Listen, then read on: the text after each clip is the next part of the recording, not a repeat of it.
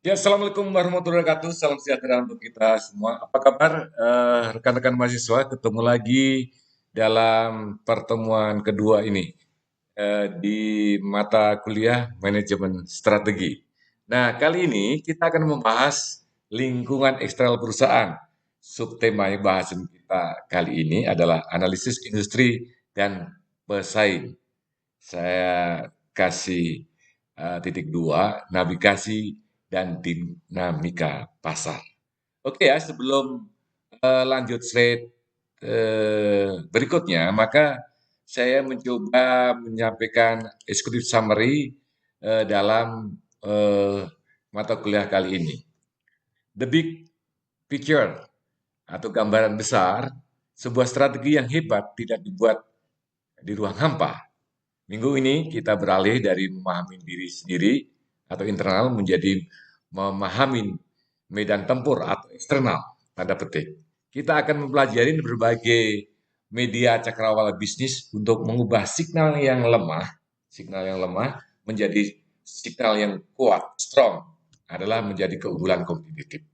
Oke, dalam materi ini kita akan membahas tiga pilar utama, yaitu macro improvement, yang berikutnya industri struktur atau industri structure, yang ketiga adalah kompetitor analisis.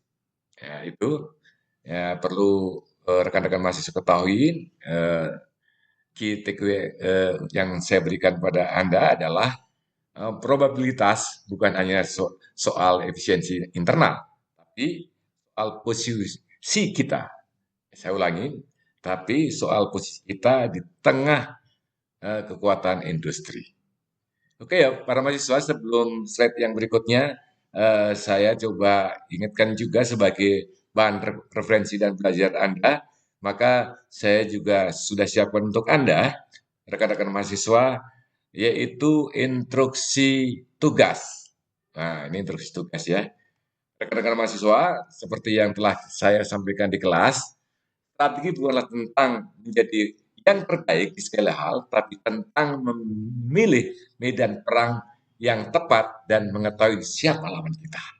Minggu ini kita akan mempelajari kerangka kerja, Porter, Fight Force, dan analisis pesaing. Teori ini hanya akan menjadi konsep mati jika tidak ditetapkan pada kasus nyata. Oleh karena itu, tugas ini dirancang untuk menguji ketajaman analisis, strategic achievement Anda dalam membedah landscape industri sesungguhnya. Saya tidak mencari jawaban yang aman atau teoritis, saya mencari insight, temuan tajam yang mendukung atau yang didukung oleh data dan logika yang kuat. Deskripsi tugas sudah saya lampirkan di sini. Anda bisa melihat isi Anda yang nanti akan segera kita kirim. Oke, para mahasiswa, untuk penguatan saudara, rekan-rekan mahasiswa, maka saya juga sediakan jurnal pendukung kalian, yaitu rekonstruksi strategi korporat atau corporate, integritas, integrasi analisis lingkungan makro, dan dinamika industri menuju keunggulan bersaing. Nah, ini tulisan atau jurnal saya yang sudah saya buat sedemikian rupa untuk memudahkan belajar Anda. Ini saya buat paling tidak standar Sinta 2 atau Sinta 3, boleh Anda baca badan pelajari. Agar Anda bisa mendukung instruksi tugas yang saya sampaikan. Oke, para mahasiswa, kita coba melangkah ke materi ya, materi lingkungan eksternal perusahaan dan subbahasan adalah analisis industri dan pesaing, merupakan navigasi dan dinamika pasar. Kali ini kan kita bahas. Saya akan mencapai secara ringkas karena waktu dan keadaan, maka saudara bisa membreakdown, mengeksplor lagi dalam tugas-tugas mandiri kalian maupun tugas kelompok maupun tugas individu. Yang kali ini Anda, rekan-rekan mahasiswa, saya berikan tugas kelompok paling tiga sampai 5 orang per kelompok. Oke, kita lanjut. Ringkas dalam pokok bahasan kali ini. Agenda pembahasan ini kita ada 9 para mahasiswa, rekan-rekan mahasiswa, konsep dasar lingkungan, analisis lingkungan makro, analisis lingkungan industri, pendekatan analisis industri, dan model 5 kekuatan pasar, analisis pesaing, kerangka strategis, studi kasus, dan elemen penting lainnya. Oke ya para mahasiswa, sebelum saya lanjut, apabila nanti ada noise yang kurang bagus, vokal yang kurang jelas, kadang-kadang signal dan lain-lainnya atau recorder yang belum maksimal, harap dimaklumkan. Oke, kita lanjut ke slide berikutnya. Ya, para mahasiswa, ini kita bahas soal apa itu lingkungan internal. Definisi sudah saya berikan di materi Anda, mengapa ini penting, dan seterusnya. Faktor perlindungan internal yang menjadi dasar krusial dalam perumusan strategi perusahaan akan membantu proses identifikasi dan pemahaman melalui analisis lingkungan bisnis atau LB. Oke, kita lanjut para mahasiswa, rekan-rekan mahasiswa, kita lanjut di slide berikutnya. Nah, ini dari sinyal lemah menjadi sebuah kebutuhan strategis. Dari sinyal yang lemah ada 1 derajat menjadi 100 derajat. Ya, oke, ada scanning, ada monitoring, ada processing, ada assessing, yaitu aktivitas melakukan evaluasi. Oke, para mahasiswa, kita lanjutkan analisis lingkungan ekonomi. Nah, ini ada aspek sumber daya alam, sumber daya manusia, prasarana dasar, modal domestik, dan cadangan devisa. Ini komponen detail atau narasinya sudah saya siapkan untuk Anda, bisa dibaca-baca dan diperdalam lagi rekan-rekan mahasiswa ya. Oke, kita lanjutkan di slide ke-6, analisis lingkungan makro adalah analisis lingkungan teknologi. Pembahasan kali ini di target kedua adalah analisis lingkungan teknologi. Ini sudah aspek-aspeknya sudah saya sampaikan di kata kuncinya: tren teknologi, dampak industri, adopsi dan diskusi, R&D, dan inovasi, regulasi teknologi. Analisis utamanya adalah seperti ini. Oke, kita lanjutkan ke slide berikutnya. Slide ke-7, analisis lingkungan makro dalam perspektif politik dan hukum. Tagar 3, analisis lingkungan politik dan hukum. Ini di dalam lingkungan hukum, ini upaya penegakan hukum, kelengkapan regulasi, kepastian hukum, dan sebelah kiri Anda adalah analisis lingkungan politik. Ada ideologi negara, stabilitas politik, lembaga politik, hubungan internasional, peran pemerintah, dan sebagainya. Dampak strategis lainnya adalah kebijakan pemerintah, regulasi, stabilitas politik, dan kepastian hukum sangat mempengaruhi iklim investasi dan operasional bisnis Anda nanti. Saya siapkan, kami siapkan, dari kampus ini kami siapkan untuk menjadi calon manajer yang profesional dan punya kompetensi yang sangat tinggi dan bisa dipertanggungjawabkan. Oke, selanjutnya kita melangkah ke slide berikutnya, rekan-rekan mahasiswa. Nah, ini adalah slide ke-8, analisis lingkungan makro dari aspek sosial budaya. Ada demokrasi, ada tren gaya hidup, ada nilai dan norma sosial, pertumbuhan penduduk, struktur usia, urbanisasi, migrasi, perubahan preferensi konsumen, kesadaran kesehatan, gaya hidup digital, etika konsumsi, ada peran wanita, sikap terhadap kerja atau santai, tanggung jawab sosial, dan sebagainya. Oke, kita lanjut ke slide berikutnya. Rekan-rekan mahasiswa, dalam slide ke-9 ini kita melakukan analisis alam atau ekologi. Tagar ke-5 adalah analisis lingkungan alam garis miring ekologi. Ini ada regulasi lingkungan, ada isu iklim berkelanjutan, ada ketersediaan sumber daya. Di dalam regulasi lingkungan ini ada peraturan emisi, pengelolaan limbah, standarisasi konversi energi, perubahan iklim, pemanasan global, bencana alam, carbon footprint, air bersih, energi terbarukan, bahan baku alami, keanekaragaman hayati, dan sebagainya. Oke, kita lanjut ke tagar 6 ya, para mahasiswa, rekan-rekan mahasiswa, kita coba lihat. Oke, di tagar 6 ini, rekan-rekan mahasiswa, adalah analisis lingkungan dari aspek kependudukan. Komponen utama adalah tingkat pertumbuhan penduduk, struktur usia dan gender, urbanisasi, migrasi, status kesehatan dan pola kerja.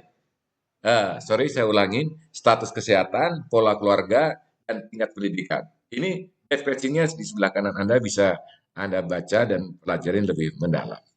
Ini analisis kependudukan. Tagar ketujuh kita lihat coba apa? Oke, tagar ketujuh kita lihat. Oke, kita langsung ke tagar ke eh, slide ke-11, yaitu analisis lingkungan industri, rekan-rekan mahasiswa ya. Konsep dasar dan tujuan. Apa itu industri?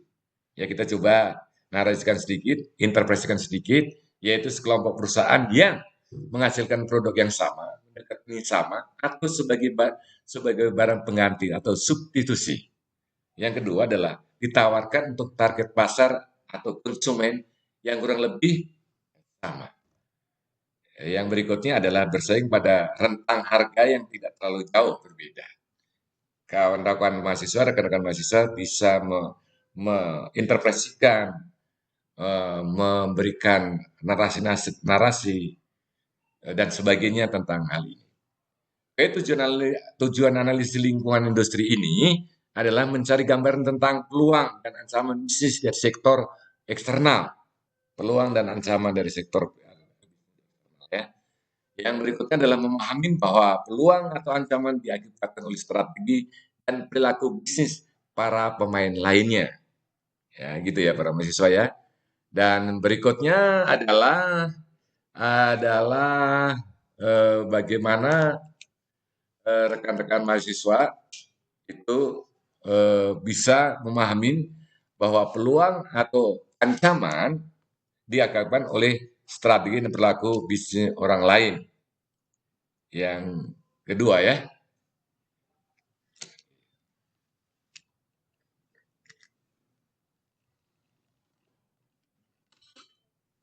Oke. Berikutnya adalah slide ke-11.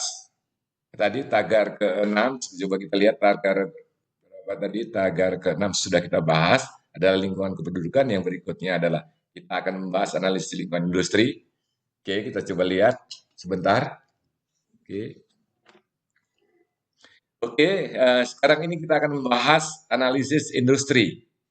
Ya, ada sub bahasan kita adalah navigasi dinamika pasar, ada disrupsi teknologi, dan landscape kompetitif masa depan. Tim strategi korporasi 2020. Oke, kita lanjutkan dalam pembahasan analisis lingkungan industri ini. Apa yang berikutnya, slide berikutnya, coba kita lihat slide berikutnya adalah slide ke-11, analisis lingkungan industri dalam konsep dasar dan tujuan. Oke, para mahasiswa, kita lihat apa itu industri. Ada sekelompok perusahaan yang menghasilkan produk yang sama, mendekati sama, atau sebagai barang pengganti atau substitusi. Yang kedua adalah ditawarkan untuk target pasar atau konsumen yang kurang lebih sama. Itu rekan-rekan mahasiswa tolong dicermatin ya, apa yang dilihat teman-teman akan menjadi calon manajer yang handal. Oke, selanjutnya adalah bersaing pada rentang harga yang tidak terlalu jauh beda. Kawan-kawan bisa eksplor di lapangan apa itu bersaing pada rentang harga yang tidak terlalu jauh berbeda. Ya, rekan minta untuk eksplor, belajar terus dan belajar terus. Yang berikutnya kita adalah tujuan analisis lingkungan industri. Apa kira-kira tujuan analisis lingkungan industri? Adalah mencari gambaran tentang peluang dan ancaman dari faktor eksternal. Peluang, kata kuncinya adalah peluang. Yang berikutnya hati-hati dengan ancaman, waspada dengan ancaman. Memahami bahwa peluang atau ancaman diakibatkan oleh strategi dan perilaku bisnis para pemain lainnya. Demikian para mahasiswa ya, rekan-rekan mahasiswa harus dipahami. Dan selanjutnya memahami intensitas dan dinamika dalam persaingan industri itu sendiri. Saya ulangi, memahami intensitas dan dinamika dalam persaingan industri itu sendiri. Gitu rekan-rekan mahasiswa ya. Selanjutnya kita lihat slide berikutnya, slide ke-12. Nah, yaitu kita akan membahas nilai tambah strategis. Mengapa analisis ini diperlukan? Yang pertama adalah formulasi dan antisipasi strategis, yaitu akan membantu perusahaan merumuskan strategi bisnis yang solid, yang dijalankan sendiri dan secara bersama-sama memiliki kemampuan radar, tanda petik, untuk mengantisipasi langkah strategis yang mungkin diambil oleh pesaing kita. Hati-hati ya para mahasiswa, ketika kalian nanti menjadi direktur pemasaran, direktur operasional, maupun manajer operasional dan sebagainya, kalian harus jeli mengantisipasi formulasi dan antisipasi strategi. Oke, poin kedua adalah membangun sikap proaktif para mahasiswa ya.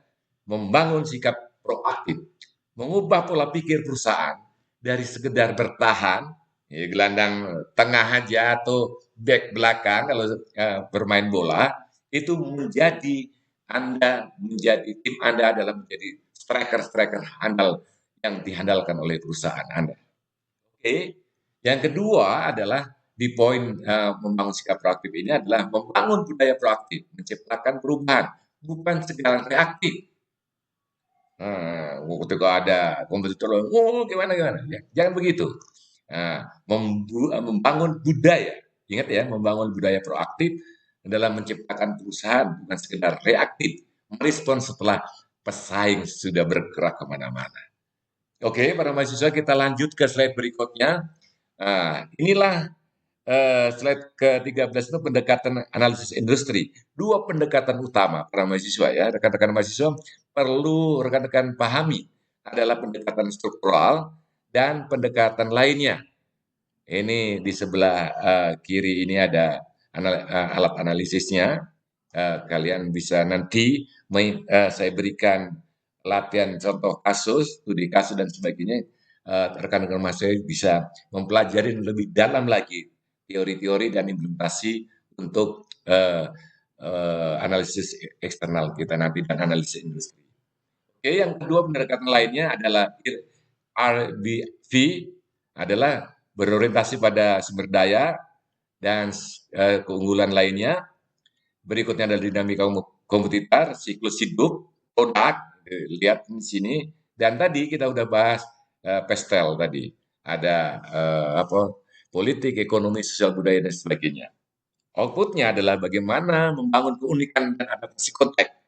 Jelas ya, rekan-rekan mahasiswa, adalah outputnya dalam pendekatan lainnya adalah membangun keunikan. Ya harus ada berbeda dengan keunikan produk lainnya dan kemampuan melakukan adaptasi dalam konteks apa yang kita akan ciptakan keunikan dalam strategi ini.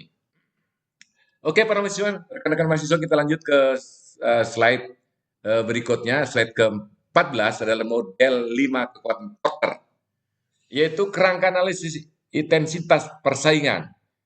Kalian lihat di lingkaran bulat ini, lingkaran ini di tengah, ini adalah rivalitas antar pesaing. Itu muaranya dalam empat penjuru. Tadi ada ancaman pendatang baru, kekuatan tawar pembeli, ada kekuatan tawar pemasok, ancaman produk substitusi. Ini para mahasiswa harus benar-benar jeli dalam mengimplementasi teori ini.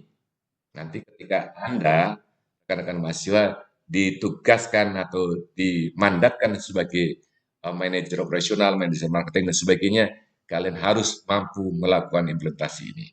Oke, di sebelah kanan ini sudah ada narasinya, kalian bisa pelajarin mahasiswa, dan selanjutnya kita ke slide ke-15. Kekuatan satu, ancaman pendatang baru. Ya, ancaman pendatang baru. Analisis halang masuk, barrier to entry. Ya, ada economic of scale, ya, ada product differentiation, ada perbedaan produk, ada capital requirement, kebutuhan modal, ada hambatan biaya bukan skala, ya, dan akses saluran distribusi, access to distribution.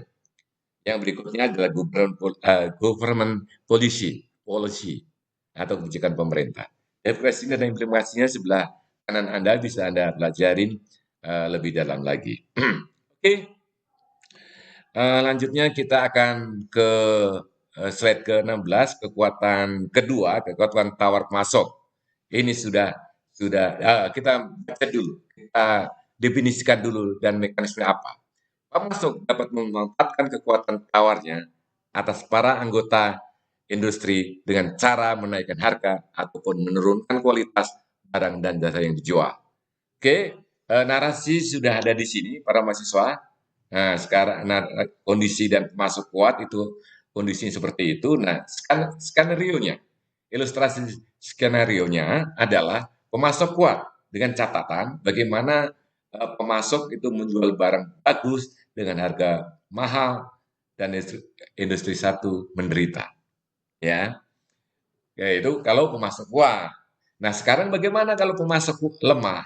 Industri kedua menjual barang biasa dengan harga wajar. Industri dua diuntungkan. Itu skenario eh, supplier power lah ya, atau kekuatan supplier. Oke, kita bahas berikutnya rekan-rekan mahasiswa. Di slide ke-7, kekuatan ketiga adalah kekuatan tawar pembeli. Ini ada konsentrasi pembeli, produk standar, switching cost rendah, produk penting tapi mahal, pembelian berpenghasilan rendah. Saya ulangin, pembeli berpenghasilan rendah. Yang berikutnya adalah kualitas tidak vital. Yang berikutnya adalah tidak ada penghematan. Ini buyer power, kekuatan pembeli, dampak terhadap industri. Narasinya penjelasannya dari sebelah kanan Anda bisa pelajari lebih dalam lagi. Oke, kita melanjutkan ke slide 18, coba kita lihat. Rekan-rekan mahasiswa, slide ke-18 adalah kekuatan keempat, adalah ancaman produk pengganti, threat of substitution. Nah, di sini kita definisikan sebuah produk substitusi. Saya ulangi, sebuah produk substitusi adalah produk dari luar industri yang memiliki fungsi yang sama. Nah, dampak dan ancamannya pertama membatasi potensi industri dengan menetapkan batas harga tertinggi. Ya. Yang kedua, mengancam laba dan pertumbuhan jika industri itu tidak meningkatkan kualitas atau mendiferensikan produknya. Harus ada diferensi produk. Ya. Para manajer harus makom dan punya kompetensi hal diferensi produk ini. Yang berikutnya adalah membatasi laba di masa normal dan mengurangi tambang emas tanda petik di masa keemasan. Oke, produk substitusi itu, ya saya ulangi, produk substitusi itu yang layak diperhatikan adalah satu, yang berkualitas, mampu mendampingi kualitas produk. Ya, saya ulangi, yang berkualitas dan mampu mendampingi kualitas produk. Yang kedua, dihasilkan oleh industri yang menikmati laba tinggi.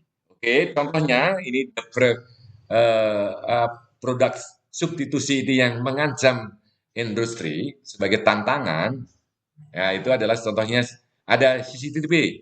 CCTV itu adalah sistem keamanan elektronik ya. Itu PS menjaga keamanan. Buat apa ada keamanan? Oh, ada CCTV. Contohnya begitu. Tapi bagaimana mendalami substansi CCTV itu dengan penjaga keamanan. Ya, oke. Okay. Nah, yang berikutnya adalah contoh berikutnya adalah teh dan kopi. Ya. Teh versus kopi. Nah, rekan-rekan mahasiswa bisa menginterpretasikan, deskripsikan antara teh dan kopi tersebut. Oke, ini contoh teknis yang saya sampaikan pada Anda. Semoga Anda cukup mudah mencerna materi ini dan mampu nanti mengimplementasikan studi kasus yang ada di lapangan atau faktual case atau kasus yang nyata. Oke, selanjutnya para mahasiswa, kekuatan kelima. Nah, ini ya adalah rivalitas antar pesaing. Rivalitas antar pesaing. Ini perlu diperhatikan rekan-rekan mahasiswa. Ya, kalau contohnya di kampus kita ya, Boleh kita bandingkan dengan rivalitas yang lain sehingga kita punya antisipasi strategi dan menciptakan strategi keunikan yang lain-lain. Oke, kita coba definisikan intensitas of rivalry. Ya, definisinya adalah persaing di kalangan anggota industri terjadi karena mereka berebut posisi pasar menggunakan taktik seperti persaingan harga, introduksi produk baru, dan perang iklan. Nah, ini biasanya eh, apa ya namanya apa banting harga, promosi gila-gilaan dan sebagainya yang kadang-kadang tidak masuk akal. Tapi hal itu sah saja, tapi dalam dalam dinamika hal ini maka kita harus punya antisipasi yang terjelek maupun yang terhebat gitu ya. Apa-apa yang harus diantisipasi ketika terjadi rivalitas antar industri. Kalau di kita contohnya industri pendidikan ya, jasa ya. Tapi boleh sebagai ilustrasi atau contoh. Ya industri ya contohnya yang lain adalah misalnya ada Daihatsu, ada Honda dan seterusnya itu sebagai contoh. Nah, sekarang kita lihat faktor pemicu rivalitas tinggi, struktur pasar. Ya, ini perlu diingat rekan-rekan mahasiswa, karakteristik produk, struktur biaya, hambatan keluar. Nah, kalau hambatan keluar mudah bagaimana? Kalau hambatan keluar sulit bagaimana? Oke, hambatan masuk gimana dan seterusnya. Oke, apa dampaknya dalam rivalitas antar pesaing ini adalah persaingan harga sering memperburuk profitabilitas industri. Ini kadang-kadang yang menjadi tanda petik momok itu adalah persaingan harga ya. Nah, perang iklan dapat meningkatkan permintaan total. Ingat ya para mahasiswa, rekan-rekan mahasiswa, perang iklan kadang-kadang bisa meningkatkan permintaan total, tapi bisa sangat mahal bagi pesaing yang kecil. Oke. Nah, coba kita lanjutkan ke slide 20, kita lihat coba apa ya. Para mahasiswa, nah rupanya di slide 20 ini adalah halangan masuk dan keluar. Kita coba bahas. Oke.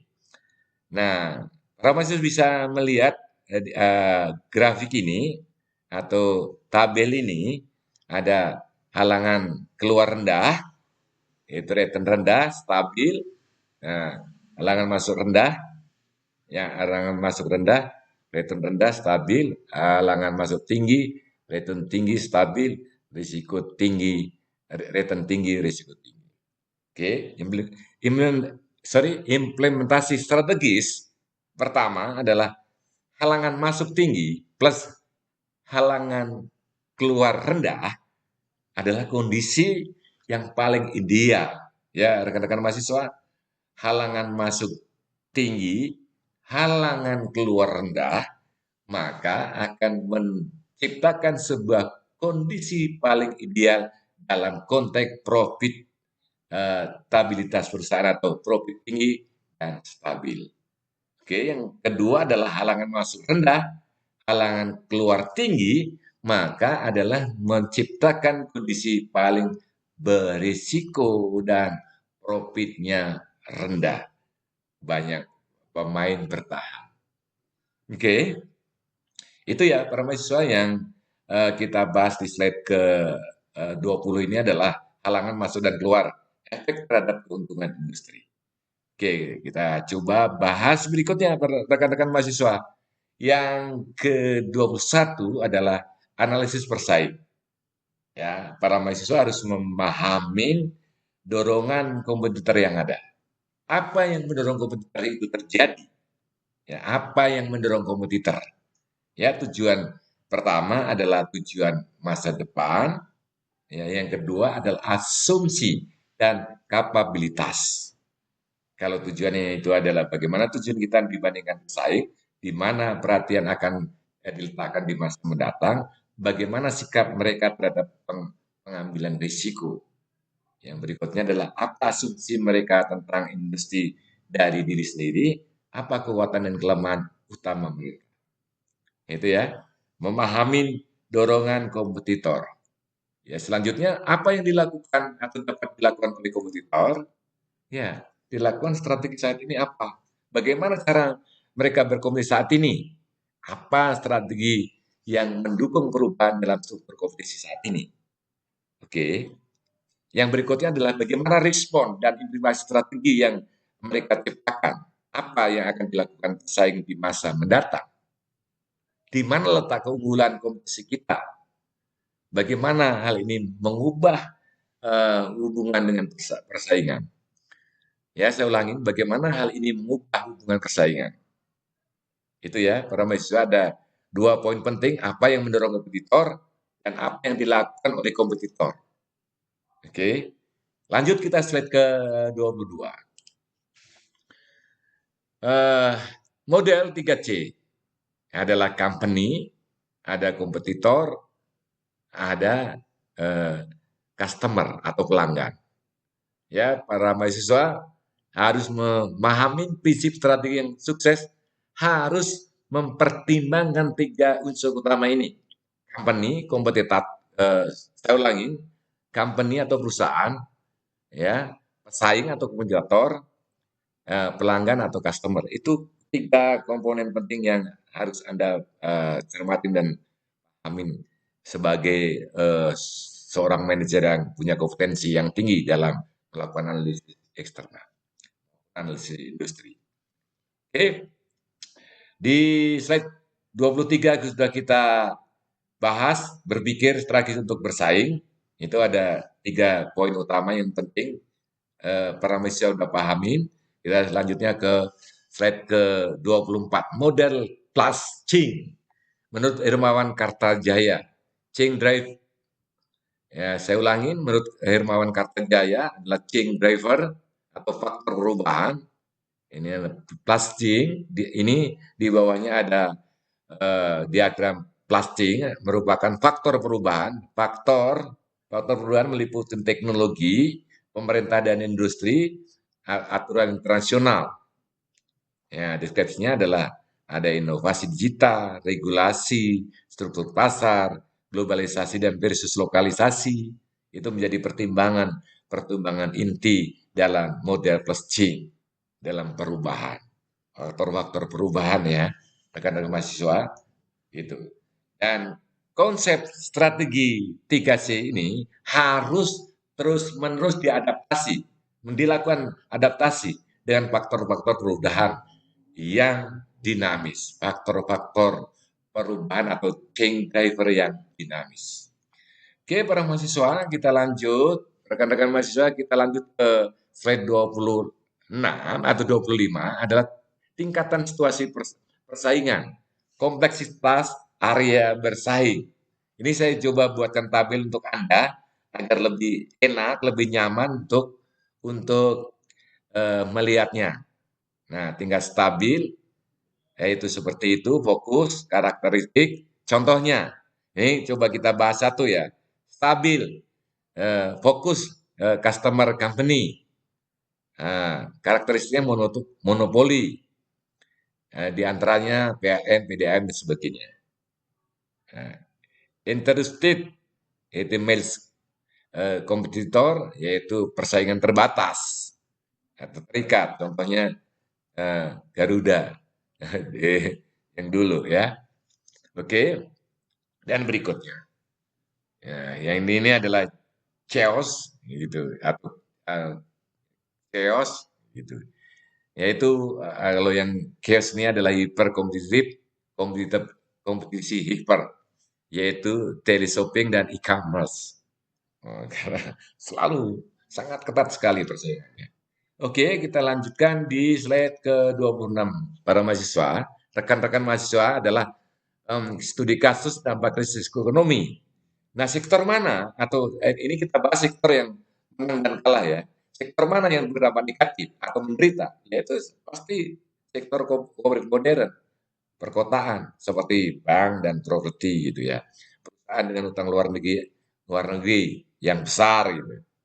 Nah, sektor-sektor yang mampu bertahan, yang menurut pengalaman empiris saya atau data yang ada adalah ya UKM, agrobisnis, agroindustri, sektor yang berorientasi ekspor, ada otomotif, rokok, mie, HP, TV, dan minuman, perdagangan, hotel, restoran, dan sebagainya. Tumbuh perkiraan antara 5-6% tahun 2021. Sumber inilah laporan dari Forrester Economic Review. Oke, para mahasiswa kita lanjutkan di slide ke-27, 5 faktor kunci. Nah, coba kita pahamin dulu deskripsinya.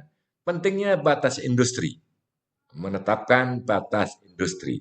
Apa sih pentingnya batas industri? Membantu eksekutif menentukan area bersaing perusahaan, ya, menetapkan batas industri. Dua adalah memutuskan perhatian pada pesaing yang relevan. Yang berikutnya adalah menentukan faktor-faktor kunci keberhasilan. Nah, faktor-faktor ini ada di sebelah kiri Anda, ada relevansi tujuan, ada faktor kesuksesan, ada kompetensi inti, ada peluang dan ancaman, yang terakhir adalah fleksibilitas definisi. Fleksibilitas definisi. Apakah definisi industri cukup fleksibel untuk menyesuaikan dengan perkembangan bisnis? Ya, up to you. Anda yang harus menganalisis di lapangan dan data maupun pengalaman di sini Anda kembangkan untuk kajian berikutnya. Oke, kita ke slide ke-28 adalah elemen penting profil pelanggan dan pemasok. Kunci keberhasilan operasional. Ya, dua poin ini adalah dua tematik ini, profil pelanggan dan profil pemasok ini adalah kata kunci keberhasilan operasional.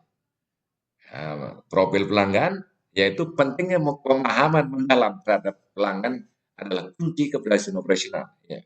Pemahaman mendalam terhadap pelanggan itu kunci dari keberhasilan operasional.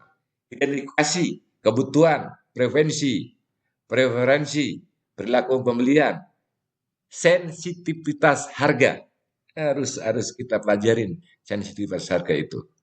Terus yang berikutnya adalah manfaat. Penyusunan produk atau layanan, membangun loyalitas, meningkatkan kepuasan dan sebagainya. Oh ya, para mahasiswa ya, rekan-rekan mahasiswa, sebelum saya lanjutkan, apabila rekan-rekan mahasiswa ini mendalamin pokok bahasan ini sudah banyak judul yang bisa kalian eksplor nanti ketika Anda mendapatkan tugas akhir yang namanya skripsi atau tugas akhir skripsi nanti. Ini udah banyak tuh kalau kalian bisa mengalami. Banyak judul yang bisa kalian gunakan. Ada pemasaran, ada operasional, ada keuangan dan sebagainya. Sini ada sudah lengkap apabila Anda mempelajari utuh komprehensif materi perkuliahan week 2 ini. Oke, sekarang kita fokus kembali ke profil pemasok. Kenapa profil pemasok ini penting? Harus kita pahami secara mendalam. Pemasok adalah kunci keberhasilan operasional. Pemasok adalah kunci keberhasilan operasional. Yang berikutnya identifikasi. Identifikasi pemasok ya. Kapasitas, keandalan, kualitas, harga, stabilitas, dan sebagainya. Lalu manfaatnya apa?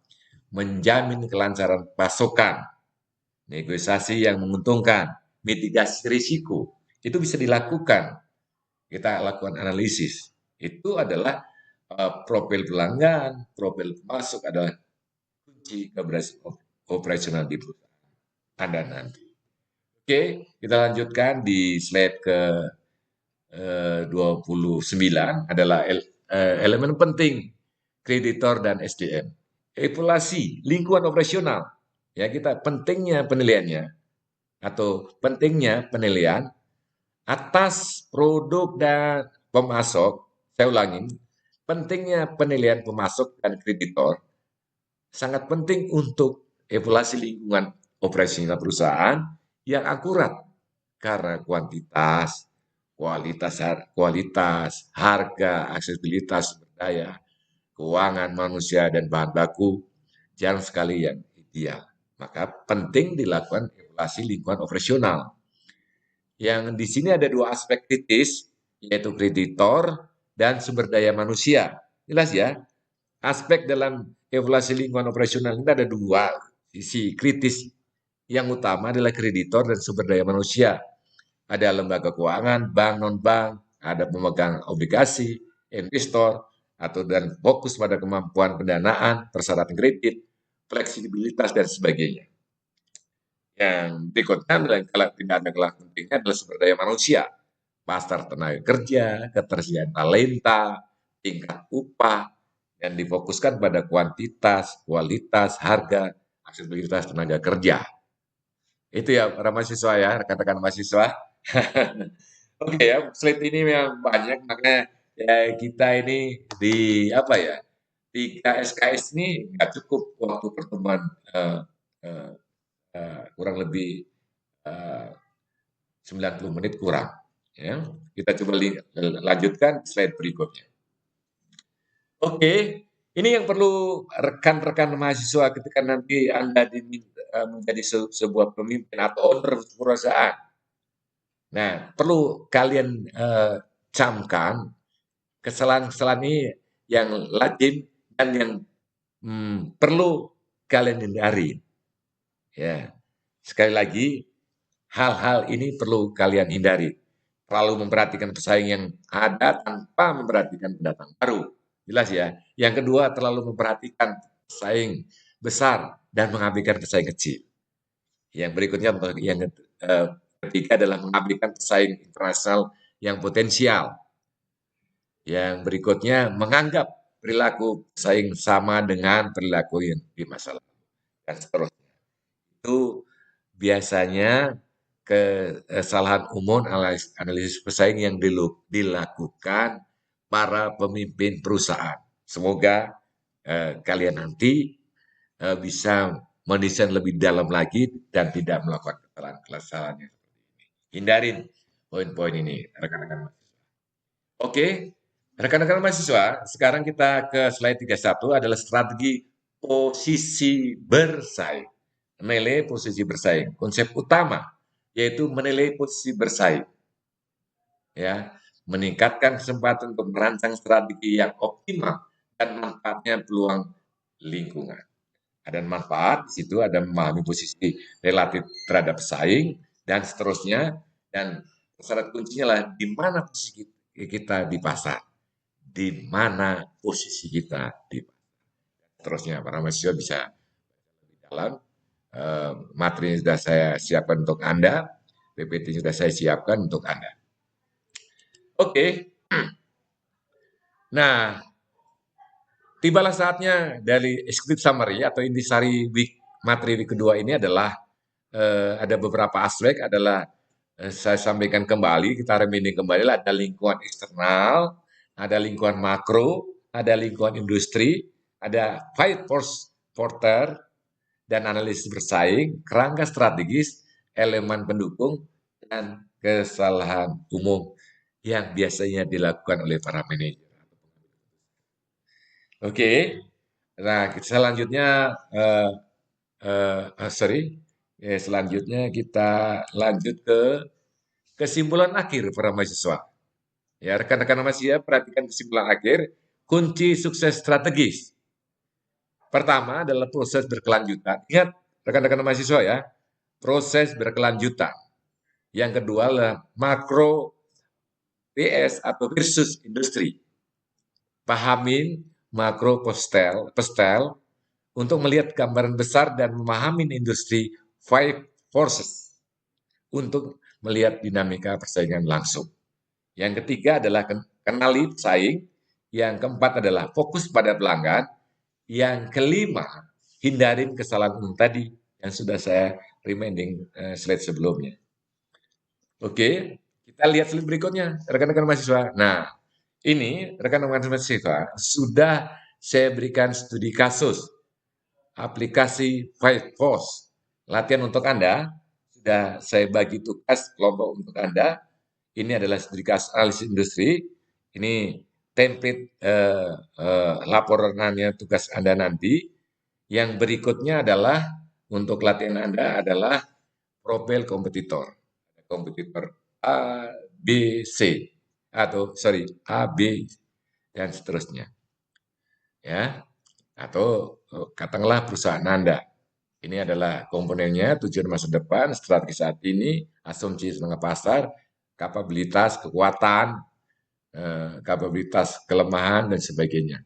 Anda bisa melakukan analisis ini dengan tugas kelompok 3 sampai 5 orang mahasiswa per kelompok. Oke, nah di slide ke-36 ini adalah sebagai kata penutup saya. Terima kasih atas perhatian saudara, rekan-rekan mahasiswa. Saya Yohanes Gianta, nomor NIDE atau NIDEN 04 13 12 6503. Dalam konteks bisnis yang bertahan bukanlah yang terkuat atau terpintar, tapi yang paling adaptif terhadap perubahan lingkungan. Maka kalian harus siap-siap mampu beradaptasi dengan perubahan lingkungan bisnis Anda. Oke, nah dalam waktu sesi bertanya jawab ini, boleh Anda email ke email saya apa-apa yang Anda tanyakan, karena ini adalah semi online. Boleh Anda tulis di siak apa-apa yang Anda tanyakan, dan apabila sudah jelas, silakan Anda menjalankan tugas instruksi tugas yang saya berikan kepada rekan-rekan mahasiswa. Oke, akhir kata, terima kasih atas perhatian saudara. Saya akhiri, wassalamualaikum warahmatullahi wabarakatuh. Salam, salve, Om Swastiastu, Namo Buddhaya, salam kebajikan untuk kita semua. Sampai ketemu dalam sesi week ketiga minggu yang akan datang. Terima kasih, wassalam. Yohanes Sugiarto.